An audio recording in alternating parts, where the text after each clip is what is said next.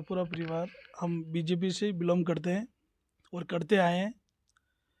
2000 Bhajpa join की, इसके पीछे कहीं ब्राह्मण प्रत्याशी होना और आप भी ब्राह्मण हो, कहीं ये कारण तो नहीं है? टिकट मिलेगा और सनातन की पार्टी है बीजेपी। डिक्लेयर कर दिया 3 तारीख बाद में। क्यों? मैंने तो मेरे को पार्टी में जाना है तो पहले मैंने डिक्लेयर कर लिया और मेरी पार्टी जीतेगी, बहुत अच्छी वोटों से। राजस्थान में विधानसभा चुनाव का दौर चल रहा है और अभी हम मौजूद हैं मावली विधानसभा की गुडली ग्राम पंचायत में। यहाँ पर हमारे साथ मौजूद हैं गुडली और तुलसीदास जी के सराय से जो वार्ड है पंचायत समिति का, यहाँ के पंचायत समिति सदस्य पुनाशंकर नागदा। पुनाशंकर नागदा से हम बात करेंगे। इससे पहले मैं थोड़ी स्थिति से अवगत करा दूँ। पुनाशंकर नागदा कांग्रेस से समर्थित पंचायत समिति सदस्य थे। अभी इन्होंने 2 दिन पूर्व भारतीय जनता पार्टी ज्वाइन कर ली है। इसके पीछे क्या कारण रहे हम इनसे बात करेंगे और इनसे जानेंगे कि अब आगे की इनकी क्या रणनीति रहेंगी। मैं हूं ओम पुरोहित और आप जुड़े हुए हैं the Mewar update news channel के साथ। अभी तक आपने हमारा अगर चैनल सब्सक्राइब नहीं किया है, फॉलो नहीं किया है, तो आप जाकर फेसबुक, इंस्टाग्राम और यूट्यूब पर फॉलो भी कर सकते हैं और सब्सक्राइब भी कर सकते हैं। तो पुनाशंकर जी, सबसे पहले तो आपका हमारे चैनल न्यूज़ चैनल पर आपका स्वागत है। धन्यवाद ओम जी भैया, आपको और आपके चैनल को। पुनाशंकर जी, सबसे पहले हम ये जानना चाहेंगे कि आपने आपकी राजनीति की जो शुरुआत थी वो कहाँ से की और आपके राजनीतिक गुरु कौन थे? एक्चुअली ओम जी भैया, राजनीति हम मेरा पूरा परिवार, मेरा गांव का मेरा पूरा परिवार हम बीजेपी से बिलोंग करते हैं और करते आए हैं। 2014-15 में चुनाव आए थे। उस टाइम हमारे राजनीतिक गुरु गीताबाई सरपंच वर्तमान काबिज थी कुर्सी पे, और हमारे श्याम जी नागदा उनके सुपुत्र, वो मेरे राजनीतिक गुरु रहे। फर्स्ट में मेरे को वार्ड 1 से चुनाव लड़ाया था उन्होंने।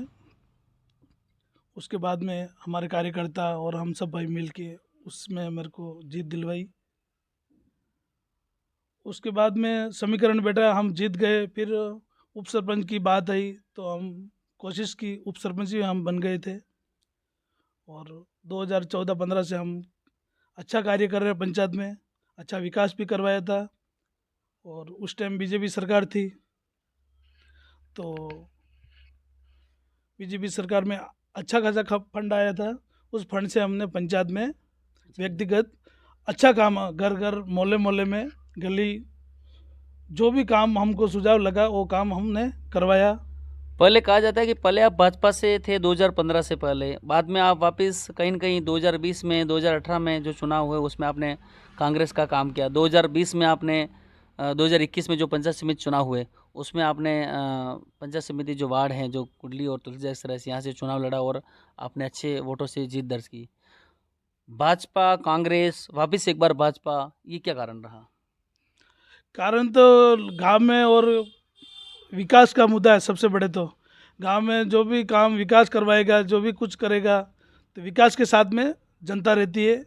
और हर विकास के लिए काम करते हैं तो जनता अपने साथ रहती है। और बीजेपी कांग्रेस की तो कोई बात ही नहीं है। उसमें बात ही है कि बीजेपी सनातन धर्म से सनातन धर्म को साथ लेके चलती है और 36 कौम के साथ चुनाव प्रचार भी करती है और चुनाव जीतती भी है। और सनातन के लिए अच्छी पार्टी है। कांग्रेस छोड़ने के पीछे जो मुख्य वजह रही वो क्या थी? मतलब एक पॉइंट में अगर समझना चाहे तो। कांग्रेस छोड़ने के मुख्य मुख्य काम तो ये है कि देखो, मैंने पंचायत समिति का चुनाव लड़ा था, तो उसमें पहले तो मेरी मांग थी बीजेपी से, आला कमान से मैंने कोई गुहार भी लगाई थी। अच्छा, आपने बीजेपी से भी टिकट की मांग की थी उस समय? बिल्कुल। अच्छा।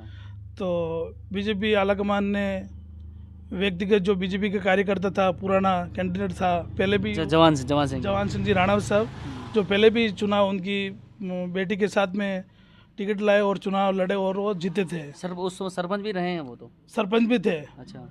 हमारे गुडली के भाजपा से शायद मंडल अध्यक्ष भी थे? बिल्कुल। अच्छा। तो दोबारा वो टिकट मैंने भी मांगा था, उन्होंने भी मांगा था, तो टिकट उनका भाजपा ने उनको दिया। फिर मैंने कोशिश की थी हमारे पूर्व एमएलए साहब पुष्कर जी डांगी साहब से कि भाई गुडली से टिकट जनरल की सीट है और टिकट मेरे को चाहिए। तो फिर पुष्कर जी ने मेरे को टिकट प्रत्यक्ष बनाया। प्रत्याशी बना दिया।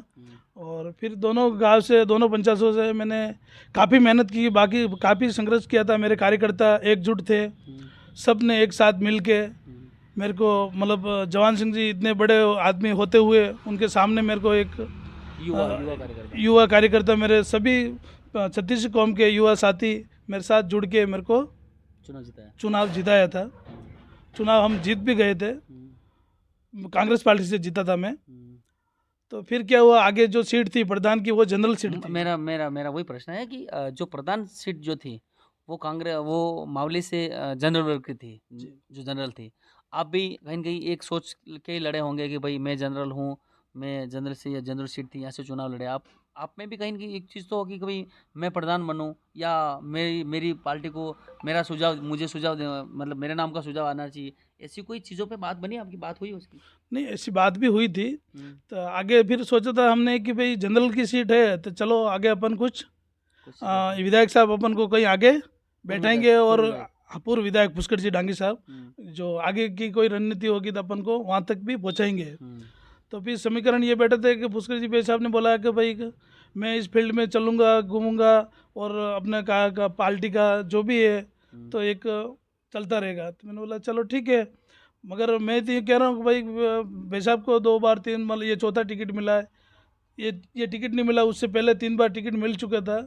तो विधायक की दावेदारी कर रहे तो वो प्रधान की दावेदारी मेरे हिसाब से तो नहीं करना चाहिए थे। किसको देना चाहिए था? जनरल की सीट थी। जनरल में मावली तहसील में काफ़ी लोग हैं ना सर। कौन नाम है? जैसे कि नरेंद्र चंडेलिया है, वो सांगवा से मतलब गोपाल वर्षा अमेठा थी, और भी कार्यकर्ता बहुत से पुराने कार्यकर्ता थे। उसको कोई जनरल की सीट लड़ाते, अभी आने वाला जो चुनाव अभी हो रहा, पुष्कर जी यहाँ से लड़ते तो काफ़ी एक मजबूत भी होता और काफ़ी कार्यकर्ता भी जुड़ते थे। मगर कुछ नाराज़गी शायद कार्यकर्ताओं की, और फिर उप प्रधान के लिए भी हमने कुछ कोशिश भी की थी, मगर ऐसा कुछ एक चर्चा, आपकी नाराज़गी, ठीक है वो कार्यकर्ता डिसाइड करेंगे। एक नाराज़गी कहा जा रहा है, जो चर्चा ये है कि आप कहीं न कहीं जो विधानसभा प्रभारी हैं भाजपा से, दिनेश कावड़िया के आप खास माने जाते हैं। कहा ये भी जा रहा है कि आपने दिनेश जी कावड़िया से एक अच्छी फंडिंग करी है। कितनी सच्चाई है इसमें? बिल्कुल सर, बहुत बड़ा फंड किया मैंने। किस प्रकार का, क्या है? बहुत ही बड़ा फंड लिया दिनेश जी कावड़िया से मैंने, शायद कोई सोच भी नहीं सकता है। मैंने फंड लिया है मेरे गांव के विकास के लिए। अच्छा। और विकास के लिए उन्होंने बहुत ही बड़ा फंड दिया है दिनेश जी कावड़िया, और वर्तमान जो विधायक थे धर्मनाथ जी जोशी साहब, उन दोनों ने हमको बहुत बड़ा एक तोहफा दिया था। उन्होंने 1.5 करोड़ की जल जीवन मिशन योजना मेरे गुडली के लिए दी थी हमको, प्लस उसके अलावा लगभग 50 से 60 लाख रुपए दिनेश जी को मैंने बोला था। मैंने बोला भाई साहब मेरे गांव में ये काम करवाना है।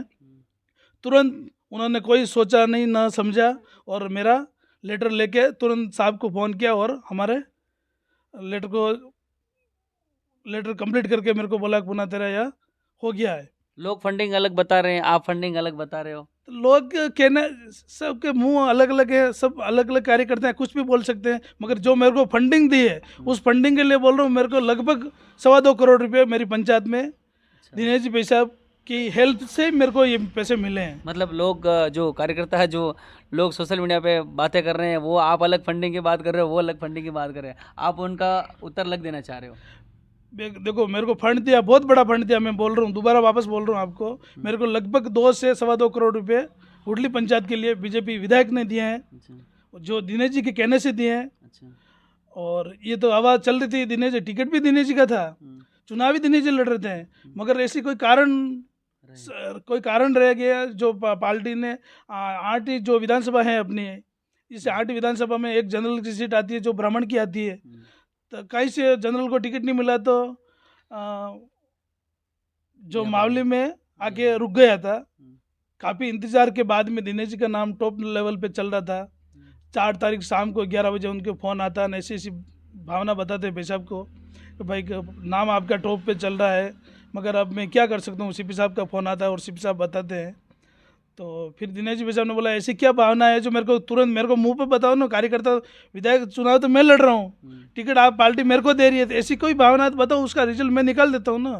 फिर बोला कि यार ब्राह्मण का चेहरा कोई हो तो आप बता दो। तो तुरंत दिनेश जी भाई साहब ने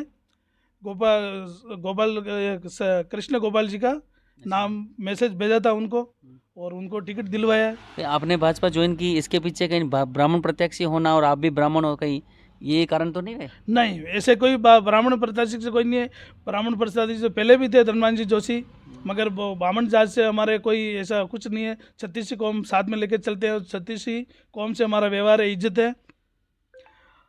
टिकट तो किसी भी, जैसे कि दिनेश जी भाई को मिलता तो भी यही होना था, और कृष्ण गोपाल जी को मिला तो भी ये हो गया।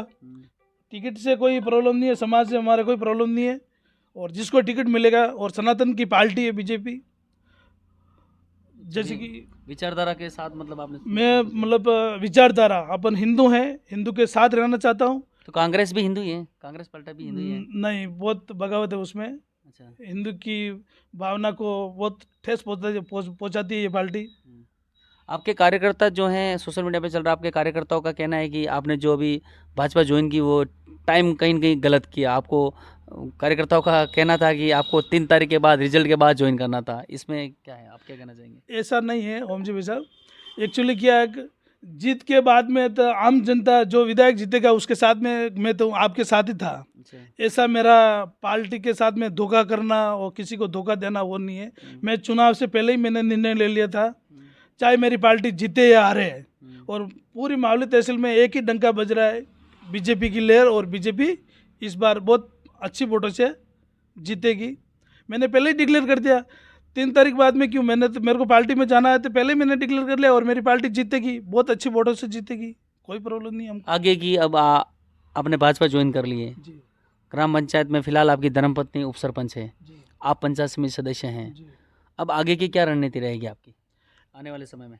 आने वाले समय में दियो ये जो पार्टी आलाकमान और हमारे कार्यकर्ता, जैसे हम अभी तो हमारे साल 1.5 साल और पड़ा है, उसमें हम काम करेंगे, और जो भी हमारा विधायक जीतेगा उससे फंडिंग करवाएंगे, और जो भी काम अधूरे हैं अभी, काफ़ी सारे काम और भी बचे हुए हैं, उस काम की पूरी हम कोशिश करके उस काम को करवाएंगे।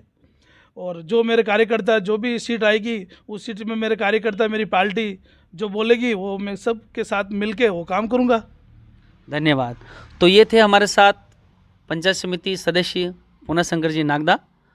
ऐसे हम आपको और भी कई इंटरव्यू से रूबरू कराते रहेंगे। धन्यवाद। जय हिंद।